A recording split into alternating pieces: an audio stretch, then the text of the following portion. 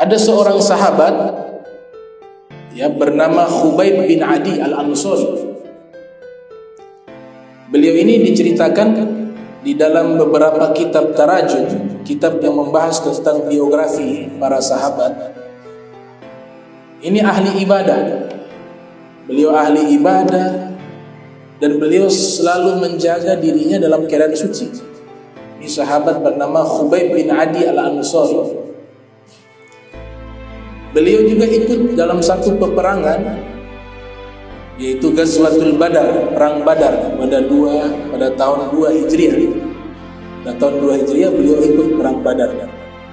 Dan beliau membunuh dalam perang tersebut salah satu tokoh besar kaum Quraisy dari golongan musyrikin, orang-orang musyrik, bernama Al-Haris bin Amir. Al-Haris bin Amir ini tokoh besar daripada orang musyrik dari suku Quraisy, dibunuh oleh Khubayb bin Adi Al-Ansari. Al-Aus Al-Ansari menunjukkan beliau orang Madinah. Allah sifati sifat orang-orang Madinah dengan Al-Ansar. Orang-orang Makkah yang menjadi pengikut Nabi Muhammad SAW yang ikut hijrah ke Madinah disebut dengan Al-Muhajirin. Wasabiqun al-awwalun minal muhajirina wal ansar. Orang-orang terdahulu yang memeluk agama Islam dari golongan muhajirin kemudian ditolong oleh al-ansar. Al-ansar itu artinya penolong, dari kata nasara yansuru nasra. Karena mereka menolong Nabi Muhammad, mereka menolong dakwanya Rasul SAW. Sehingga kita diwajibkan sebagai umat Islam mencintai orang-orang Madinah. Sampai di zaman kita, kalau mereka orang Madinah yang asli, Nabi mengatakan dalam hadis, hubbul ansar iman wa bughduhum nifaq. Cinta kepada orang-orang Ansar, maksudnya orang-orang Madinah, adalah keimanan. Benci kepada orang Madinah adalah kemunafikan. Wa bughduhum nifaq. Jadi hadis ini Nabi tidak batasi sepanjang zaman. Kalau mereka orang Madinah asli, kita diperintahkan mencintai mereka. Kenapa demikian? Sebagai balas budi. Mungkin kakek buyut mereka itu termasuk orang-orang Ansar yang pernah membela Nabi Muhammad SAW. Dan Nabi SAW mengatakan, saya tidak bisa membalas kebaikan kalian. Cukuplah saya tinggal di Madinah. Nabi dalam hati kecilnya itu ingin balik ke Makkah, tapi Nabi menepati janji. Karena di awal-awal sebelum Nabi hijrah, itu orang-orang Ansar datang berbaiat kepada Nabi. Kemudian mereka mengatakan, kami siap membela engkau, menjaga engkau, sebagaimana kami membela keluarga kami, bahkan lebih daripada keluarga kami. Tapi kami khawatir nanti ketika engkau sudah berhasil di dalam dakwah, engkau sudah sukses di dalam dakwah, banyak pengikut engkau lupakan kami.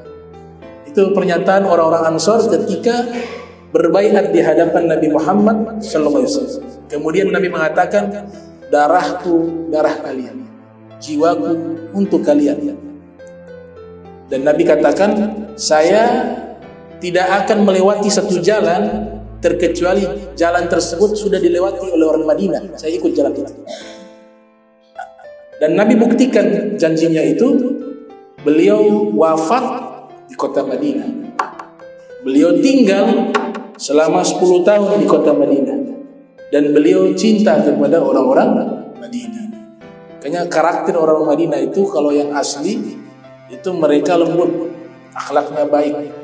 Orang Madinah yang asli. Karena memang Allah sudah memilih mereka sebagai pembela-pembelanya Nabi Muhammad SAW. Nah, ini perang namanya Ghazwatul Badar, perang Badar. Dalam peperangan tersebut, Al-Haris bin Amir dibunuh oleh Khubayb bin Adi. Khubayb bin Adi membunuh tokoh besar dari orang-orang musyrik Quraisy. Waktu berjalan pada tahun 4 Hijriah, Sebagian ulama mengatakan tahun 3 Hijriah.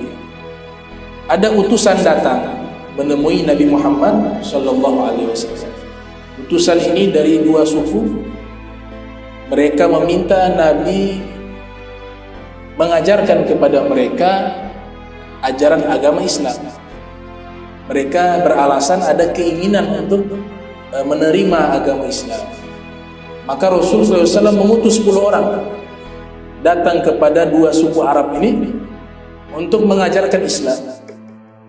Nabi mengangkat seorang sahabat menjadi amir, menjadi pemimpin bernama Asim bin Thabit. Asim bin Thabit menjadi pemimpin dari delegasi tersebut. Tujuannya datang untuk mengajar. Tidak ada persiapan secara militer, membawa senjata dan seterusnya, karena mereka niatnya itu mengajar. Ternyata ketika 10 utusan Nabi Muhammad SAW, mereka pergi dengan niat mengajar kepada 2 suku Arab tersebut. Di tengah jalan, di satu tempat antara Usfan dan Makkah, ternyata ada 100 pemanah dari Bani Lahyan. Mereka menghujani 10 sahabat dengan panah. Alhamdulillah 10 sahabat ini berhasil selamat. Mereka sembunyi di satu bukit. 100 pasukan pemanah Banu Lahyan. Ini Banu Lahyan ini salah satu suku yang paling kejam. Sebab Banu Lahyan itu ada kunut nazila itu. Nabi kunut yang isinya mendoakan kebinasaan itu kepada salah satunya Banu Lahyan, pengkhianat. 10 sahabat ini sembunyi di satu bukit.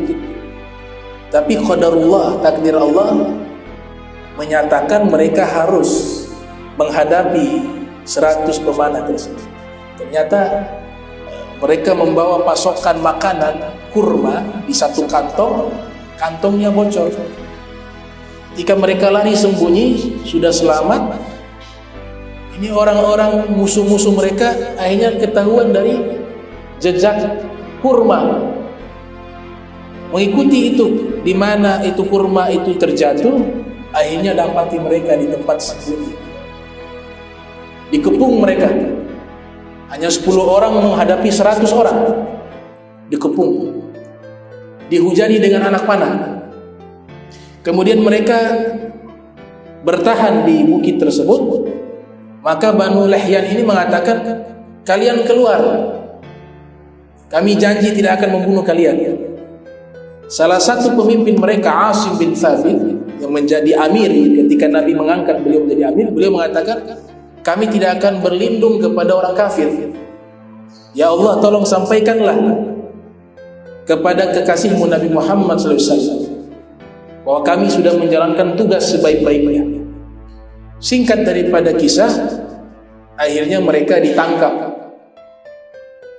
7 di antara mereka dibunuh di tempat, termasuk Asim bin Thabit yang Nabi mengangkat sebagai amir. Ketika mereka membunuh Asim bin Thabit ini ketika dalam keadaan terjatuh, itu wajahnya menghadap ke kiblat. Mereka pindahkan ke arah yang berlawanan dengan kiblat. Balik lihat, kembali ke kiblatnya. Mereka pindahkan lagi, berlawanan dengan arah kiblat. Mereka tinggalkan, ini Asim secara otomatis menghadap ke kiblat. Akhirnya tarakuhu, mereka tinggalkan dia. Sisa 3 orang yang menjadi tawanan. 7 telah dibunuh. Yang pertama yang menjadi tawanan Khubayb bin Adi al-Ansari. Yang kedua adalah Zaid bin Dafinah. Dan yang ketiga, para sejarawan tidak menyebutkan namanya, tidak mendapatkan data identitas namanya. Yang tidak memiliki nama ini di tengah jalan dia berontak. Dia mengatakan inilah pengkhianatan pertama. Katakan demikian. Akhirnya dibunuh.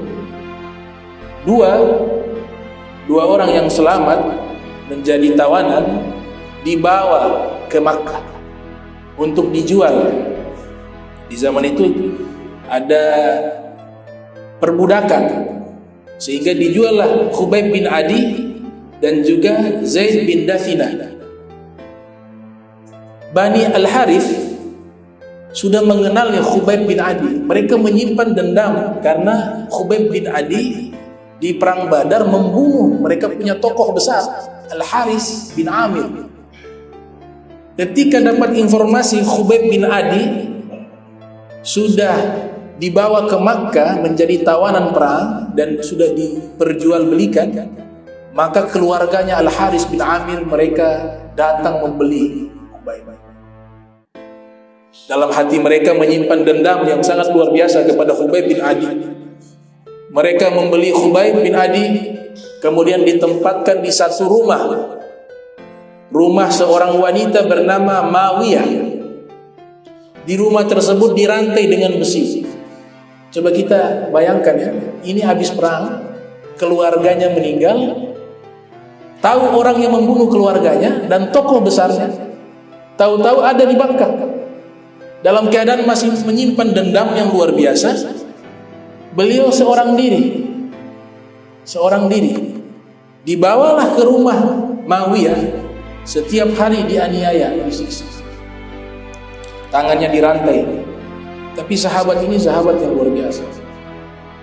Sahabat ini seandainya usianya panjang, mungkin dia akan populer, karena ini sahabat yang soleh, ahli ibadah, pemberani, pemaaf, seorang wali min auliya. Maka dirantai beliau dengan rantai besi, kadang diboikot makanannya, tidak diberi makan. Namun yang luar biasa, Mawiyah diriwayatkan oleh Az-Zahabi di dalam kitab Siyar wa A'lamin Nubala, juga Ibnu Athir dalam kitab Usudul Ghobah, dan juga Imam Ibnu Hajar dalam kitab Al-Isabah. Ini Mawiyah selalu melihat di sela-sela pintu, ini Khubayb bin Adi dapat makanan berupa anggur yang besarnya seperti kepala manusia.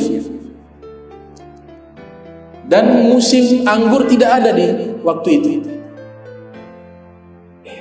Mawiyah mengatakan, saya belum pernah lihat buah seperti itu. Ketika Mawiyah masuk ke dalam agama Islam, dia mengatakan makanan yang dikonsumsi oleh Khubayb bin Adi di saat dirantai itu rizki dari Allah secara langsung kepadanya. Dalam riwayat yang lain, itu anggur besarnya seperti kanarjil, seperti kelapa. Jadi tangannya dirantai, beliau bisa makan. Tidak ada yang mengantarkan makanannya, tahu-tahu ada itu anggur sebesar kepala manusia atau anggur sebesar kelapa. Ini namanya bab keramat. Keramat para wali. Kalau kita membaca di dalam Al-Quran, di situ ada kisah yang sama seperti kisahnya Sayyidah Maryam.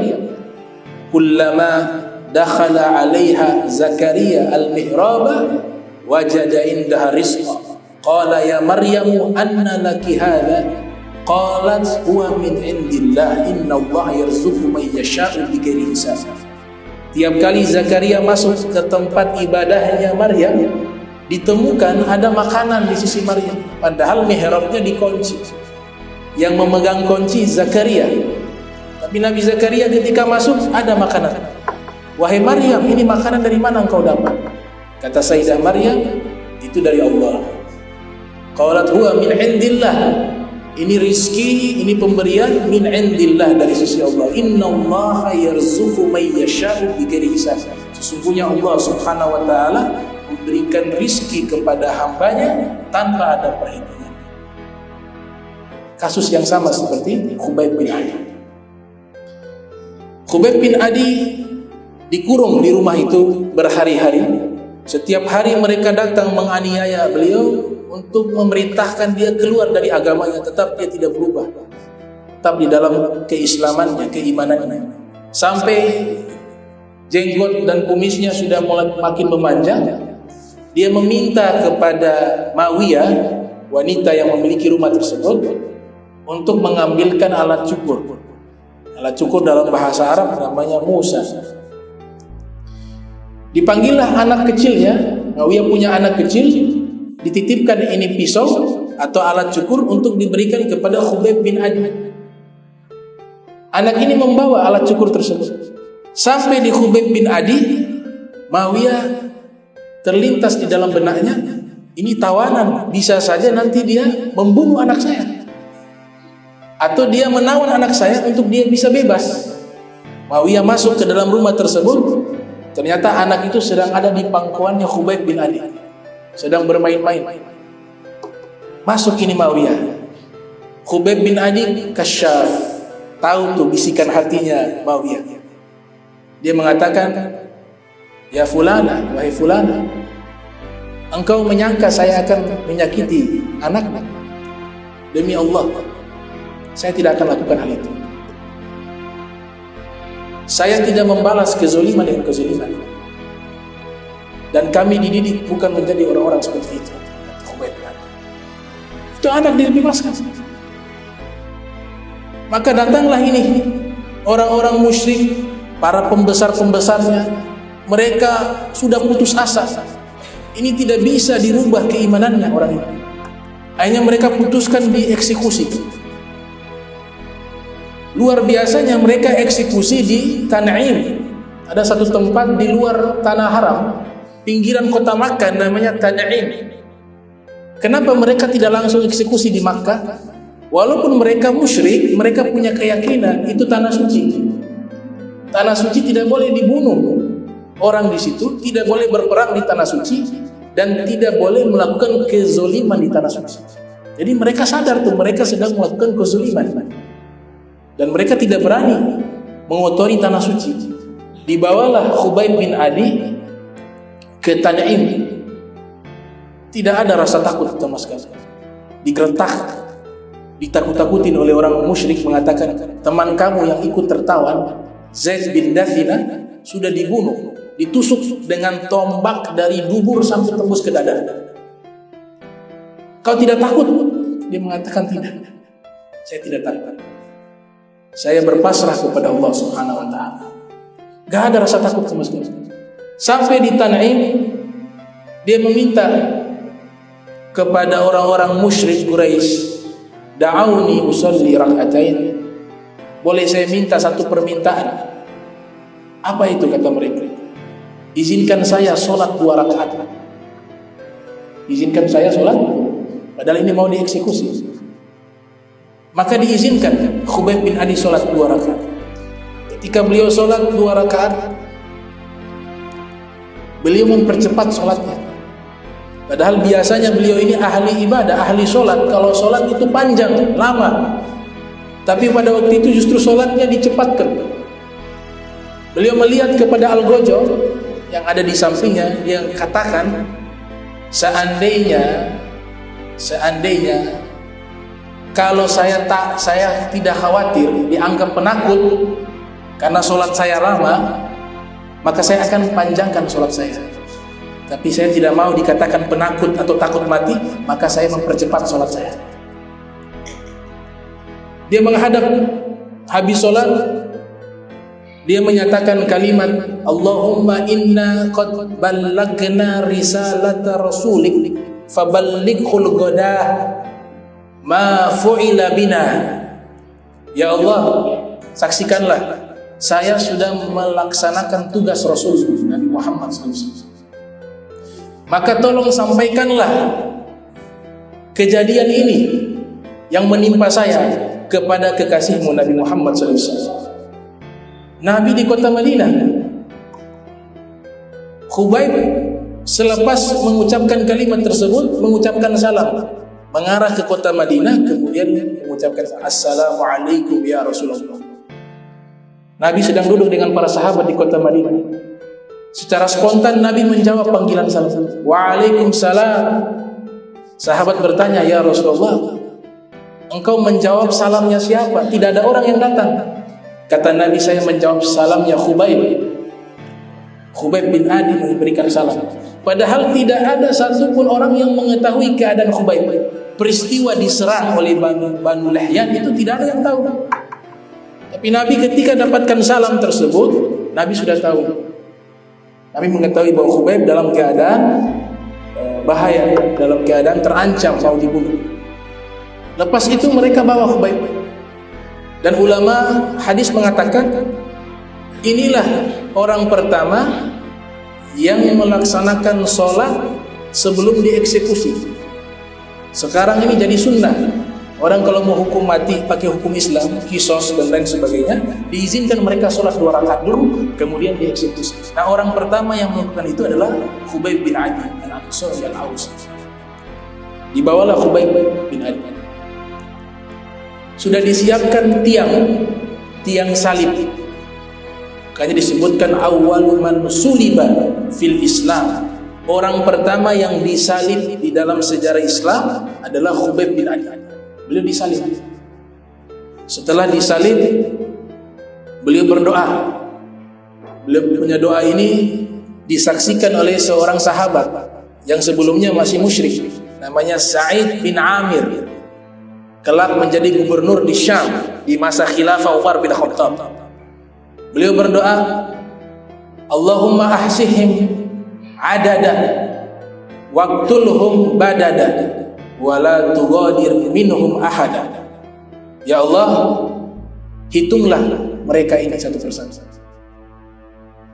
dan musnahkanlah mereka yang telah menganiaya saya, menyiksa saya.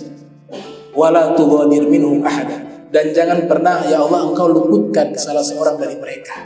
Artinya beliau berdoa agar mereka semua ini binasa. Yang hadir, yang ikut andil membunuh, semuanya. Karena yang hadir banyak. Beliau sendiri. Ketika beliau sudah disalib, Abu Sufyan datang menghampiri, memberikan kesempatan terakhir kepada Khubayb bin Adi. Wahai Khubayb, engkau mau tidak kalau Muhammad mengganti posisimu dan engkau pulang ke keluargamu, ke istrimu, ke anak-anak? Kata Khubayb bin Adi, la uhib an akuna fi ahli wa Rasulullah SAW yushaku bisyaukah. Demi Allah, saya tidak ingin bersama keluargaku bahagia, senang, sedangkan Nabi Muhammad SAW terinjak satu bumi. Itu saya tidak senang. Itu Abu Sufyan mengatakan, wallahi ma ra'aitu ahadan minan nas yuhibbu ahadan kahubbi ashabi Muhammadin Muhammadan. Demi Allah, saya belum pernah melihat ada seseorang mencintai seseorang seperti cintanya para sahabat kepada Nabi Muhammad SAW. Kemudian mulai mereka memanah, dipanah beliau. Akhirnya beliau pun ketika dipanah masih ada nafas.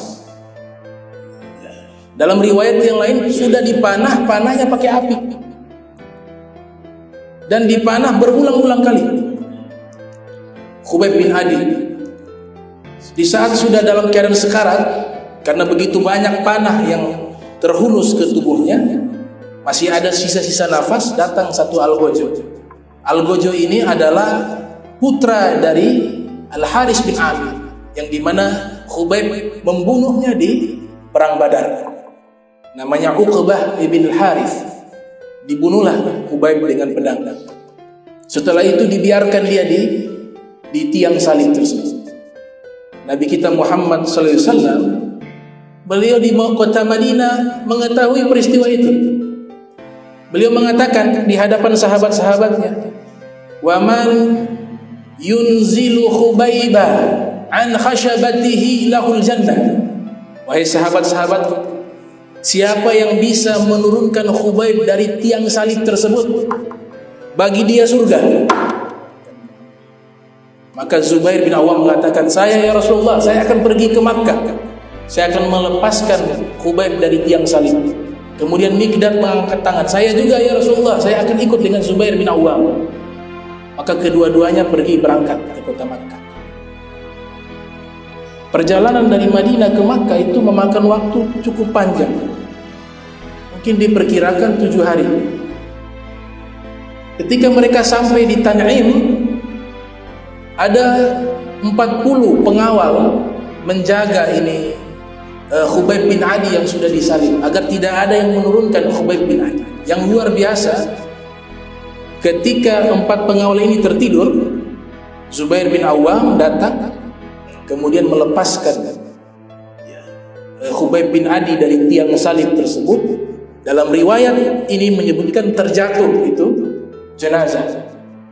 Ketika terjatuh itu dengan jenazah, itu tanah dia membuka secara otomatis. Kemudian Khubayb masuk ke dalam dan tanah itu tertutup. Makanya julukannya Bali'ul Ard. Julukan beliau Bali'ul Ard. Bali'ul itu artinya orang yang ditelan bumi. Para sufi mengatakan karena langit dan bumi ridho kepada orang seperti Khubayb, mereka menyambut kedatangan Khubayb. Tanpa digali, tanah sudah menyambut. Hilang jejak waktu itu. Riwayat kedua menyatakan Khubayb bin Adi dilepaskan dari tiang salib. Kemudian orang-orang musyrik, ada 7 orang, terbangun dari tidur mereka. Mereka melihat Khubayb bin Adi sudah dibawa oleh seseorang dengan menggunakan kuda. Maka dikejarlah orang tersebut. Di tengah perjalanan atau perjalanan tersebut, jenazah Khubayb terjatuh dari kuda. Ketika terjatuh, langsung masuk ke dalam tanah dan hilang jejak. Sampai mereka akhirnya mengetahui kejadian ini, para sahabat Nabi yang ada di kota Madinah, mereka semuanya sedih. Tapi Rasulullah SAW ketika datang 2 sahabat, Zubair bin Awam dan Miqdad, yang sudah Nabi memberikan jaminan siapa yang menurunkan jenazahnya Khubayb dari tiang salib, lahul jannah, bagi dia wajib surga. Mereka menagih janjinya kepada Rasulullah, ya Rasulullah, kami sudah turunkan. Kata Nabi, lahul jannah, bagi dia Miqdad surga, walakal jannah, dan bagi engkau juga surga. Berarti ini sahabat yang sangat mulia, Khubayb bin Adi. Nah, beliau wafat pada tahun 4 Hijriah. Peristiwa itu terjadi pada tahun 4 Hijriah.